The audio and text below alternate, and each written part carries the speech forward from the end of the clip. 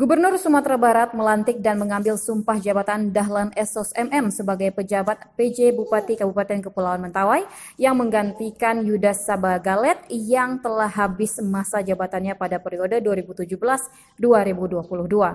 Acara serah terima tersebut dilaksanakan di Auditorium Gubernuran Sumbar, Jalan Sudirman, Padang, Minggu 22 Mei 2022 pagi. Acara pelantikan tersebut juga dibarengi dengan pelantikan dan serah terima jabatan Ketua Tim Penggerak TP Pemberdayaan Kesejahteraan Keluarga PKK dan Ketua Dewan Kerajinan Nasional Dekra Nasda Kepulauan Mentawai yang dilantik oleh Ketua TP PKK Provinsi Sumbar, Nyonya Harneli Mahyaldi kepada Nyonya Priscilia Martinus sebagai Ketua TP PKK dan Ketua Dekra Nasda Kabupaten Kepulauan Mentawai sesuai dengan SK Keputusan Menteri Dalam Negeri Republik Indonesia nomor 131.13/1221 tahun 2022 pada tanggal 13 Mei 2022.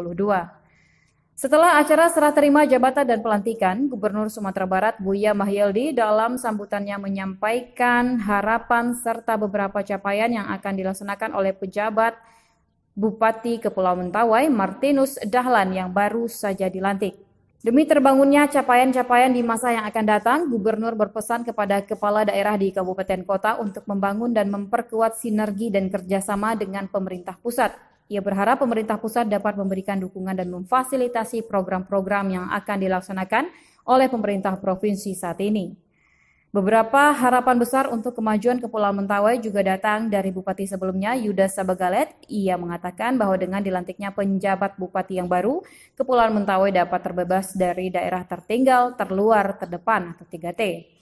Yudas menyebut Kepulauan Mentawai memiliki potensi besar di sektor pariwisata, di mana kekayaan alam Mentawai sudah disoroti banyak wisatawan dari mancanegara. Sayangnya, keadaan infrastruktur jalan yang kurang memadai membuat hal tersebut terhambat. Ia berharap dengan dilantiknya Martinus Dahlan, Kepulauan Mentawai dapat lebih maju baik dalam sisi ekonomi dan meningkatnya minat wisatawan mancanegara masuk ke daerah. Ketika saya menjadi bupati pertama, itu yang saya kerjakan, membangun keharmonisan kembali seluruh pihak, terutama provinsi. Kita mau kemana lagi? Kita kan ada. Nah, dengan itu kita buka keran, maka pembangunan berproses cepat sampai sekarang. Pada daerah itu juga dukungan provinsi. Misalkan pembebasan lahan, aturan pembebasan lahan kalau di atas 5 hektar provinsi.